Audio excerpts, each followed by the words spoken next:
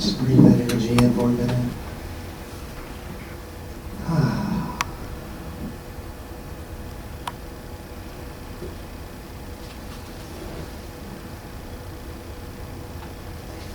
Ali approaches Frazier. Frazier starts to retreat. If he moves back any further, he'll need a ringside seat. Ali swings left, Ali swings right. Look at that kid carry the fight. Frazier backs up, but there's not enough room. There's only a matter of time before Ali lowers the boom. Ali catches him with a right. Look at that swing and deposits Frazier clear out the ring. Frazier keeps rising, but the referee wears a frown because he can't start counting until Frazier comes down. The crowd is looking around and they start to panic, but there's no need to worry. Our radars have detected him somewhere over the Atlantic. Who would have thought when you came to a fight, you'd witness the launching of a human satellite? Who wrote that? Muhammad Ali, right? Muhammad Ali. Float like a butterfly, sting like a bee. His hands can't touch what his eyes can't see. You know what I loved about Muhammad Ali? Was his joy and his enthusiasm in everything that he did. He said he was going to do it, then he walked out and he done it. He spoke it into existence. Ernest Holmes said, joy and enthusiasm are the essence of life. The essence of life. That's why we must be mindful of what we say, because we are speaking it into existence. What we say and how we say it is so important. That energy moves us. That energy changes the world and changes our lives. So today, I'm going to share with you some ideas on being mindful of what we say, how we can change our lives, and how we can change our world. In a couple of ways, I'm going to share that. First of all, is with our self-talk, how we talk to ourselves. Next, how we use moralistic judgments and how that can affect our world. And thirdly, it's going to be eliminating powerless words and replacing them with powerful words that can change our life. So first, our self-talk. How do we talk to ourselves? I talk about that enthusiasm that Muhammad Ali had, but we have to have that kind of energy because we exude that out. People can feel your energy when you speak. You ever been around someone and you can feel their energy? I've been there. I've felt it before. I can tell you, I used to play basketball in college, and I could feel the energy when there's 15,000 people in that building. It's an amazing feeling. I've had people tell me before they can feel my energy when I'm speaking. Right? That energy is transferable. So we must be mindful of how we're speaking and using that energy when we speak. It's so important. We got to do that. There's a great story about when I used to use, I use affirmations. And any of you use affirmations? Yeah? Good. I used to say, and I say this every day anyway, but I used to say, you are a super creator and a magnet for attracting the things you want in your life. That's what I said. Right? But I was talking to my Reverend Virginia, and you don't need no Tampa, and I asked her one day, we were having a meeting about something, and I said, should I say I am, or should I say you are? And she just looked at me and she said, what do you think? I said, I probably should say I am. I like what Randy was saying earlier. So now, every single day, I say, I am a super creator and a magnet for attracting the things I want in my life. I'm speaking that into existence every single day. I encourage you, put those affirmations wherever you are, in the mirror, in the bedroom. Speak them to yourself out loud, audibly. They can change your life. They change your vibration. And it's so important. Speak them out loud all the time. Also, you can use mantras. I run marathons. I don't know if any runners are in here. There we go. We got one. So when I'm on mile 18, we got another one. I'm on mile 18 or 19 or 20 or 22. I always tell myself this. This is my mantra. Run the mile you're in. Run the mile you're in. Right? Every single step, just run the mile you're in. You can't run mile 26 until you run mile 21.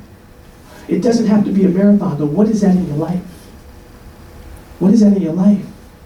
Think about what's going on in your life right now and say to this, run the mile you're in. What's going on right now in this present moment, in this moment of now. It's a great story.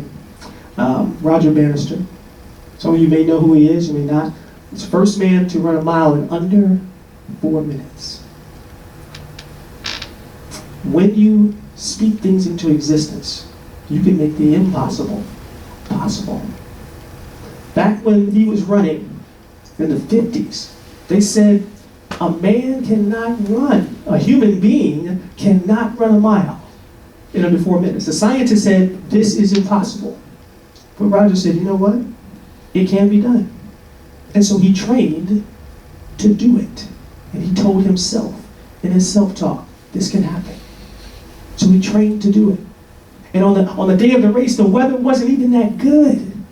It was kind of rainy, the track wasn't good, but he went around anyway. Lap 1, he's just eyeing the track. He's like in 3rd or 4th place. Lap 2, he's in 3rd place. Lap 3, he's in 2nd place and then takes the lead. And as he comes around that last corner, he can see the finish line and see the clock. It's like 3:50. And he knew he had to make it there before 4. And he crossed that finish line, 3:59. He made the impossible possible because he believed. And he talked to himself and told him, hey, I can do this. It can be done. You know what's amazing about that now? Now running a mile for a male in under 4 minutes is like nothing, right? Not only that, then the scientists said now recently that a man can't run a marathon in under 2 hours. Well, we know what happened there, right? We've done that too. We can make the impossible possible when we believe in ourselves and we're mindful of what we're saying to ourselves. That's so important. So be mindful of what you say in your self-talk. That's the first thing. Now the second one here is moralistic judgments. Now this is important because what we are having today, what's happening today is very, very difficult. I'm going to read from Matthew 7:1. Do not judge, and you will not be judged. For as you judge others, so you yourselves be judged. What's happening in our world today? It's very, very difficult.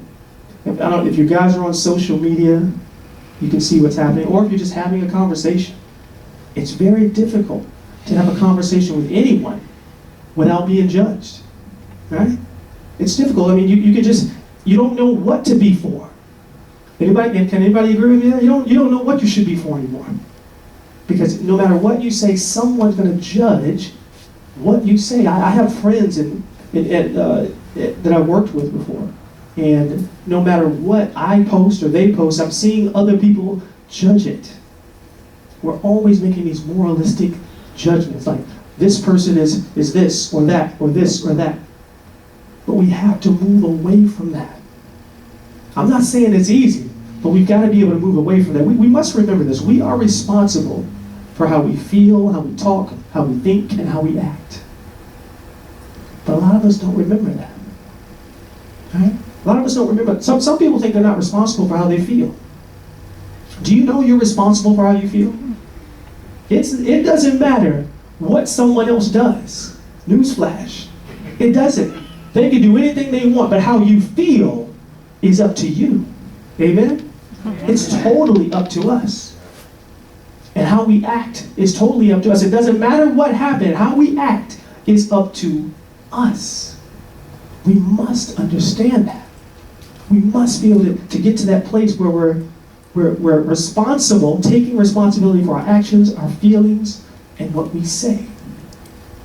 We can get to this place. There's a couple of things that we can do to get there. There's a great book by Dale Carnegie, and I love this. This is important for what's happening, what we see today. How to Win Friends and Influence People. Anyone ever heard that? Great book. And the first chapter, if you read it before, says if you want to gather honey, don't kick over the beehive. Right? Right? Y'all know what that means, right? I mean, how are you going to get somebody to come to your point of view or even listen to you if you're kicking over the beehive and you're calling them names and you're judging? But it's not going to happen.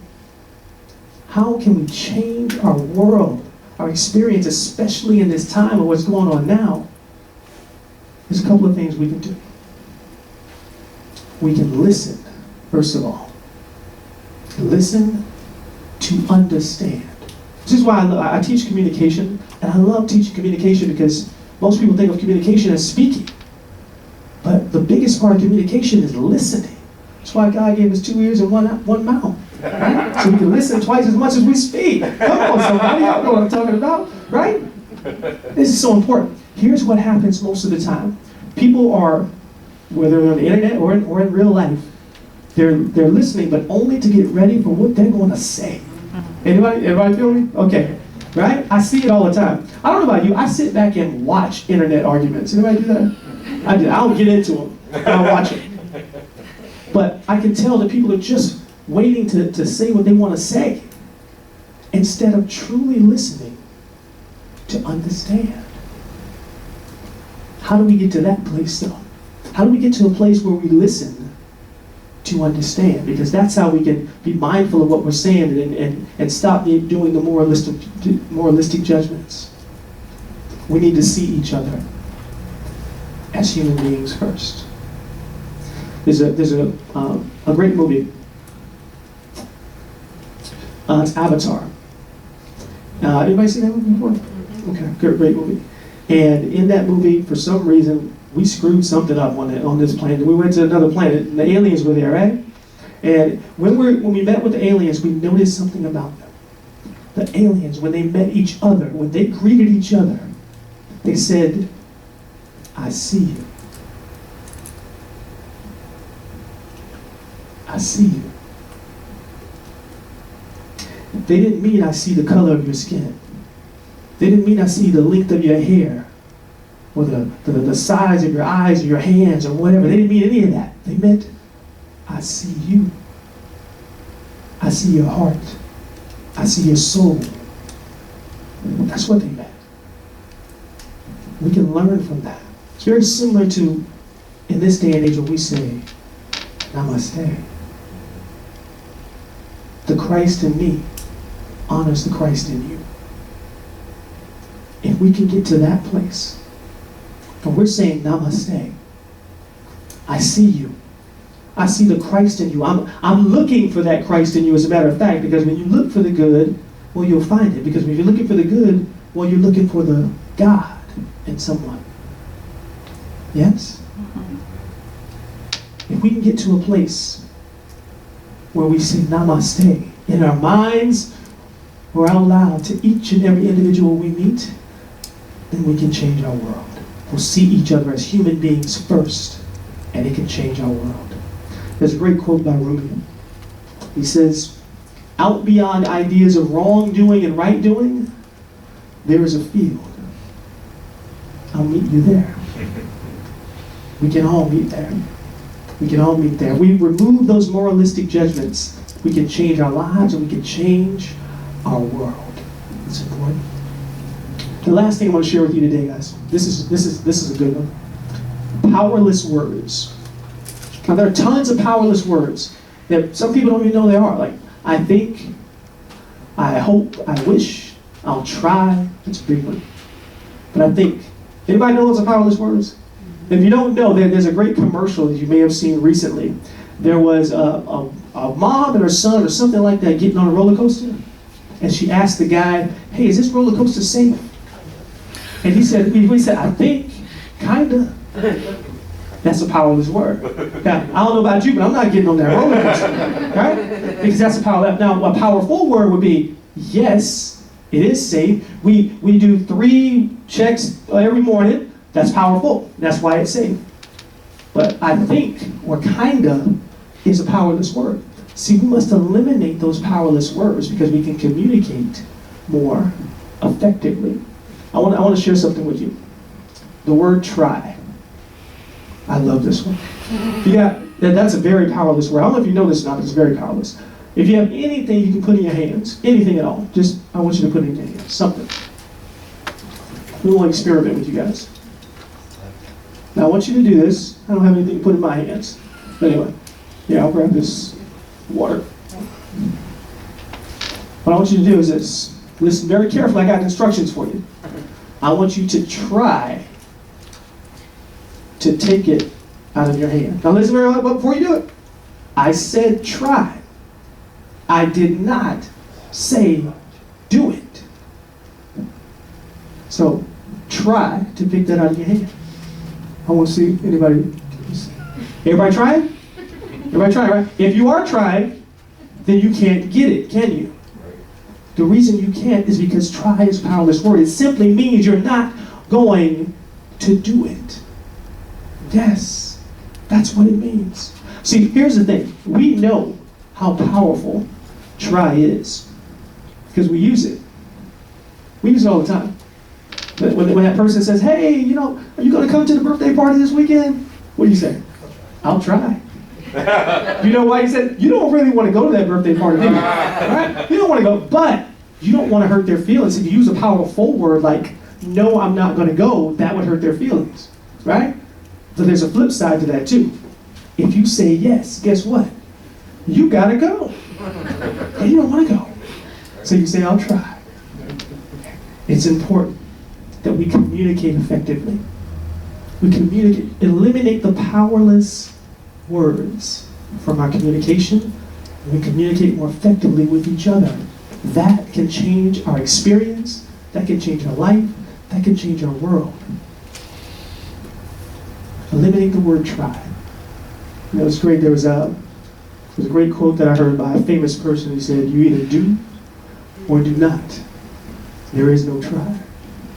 Yoda said that. But he was right. He was right. Yeah.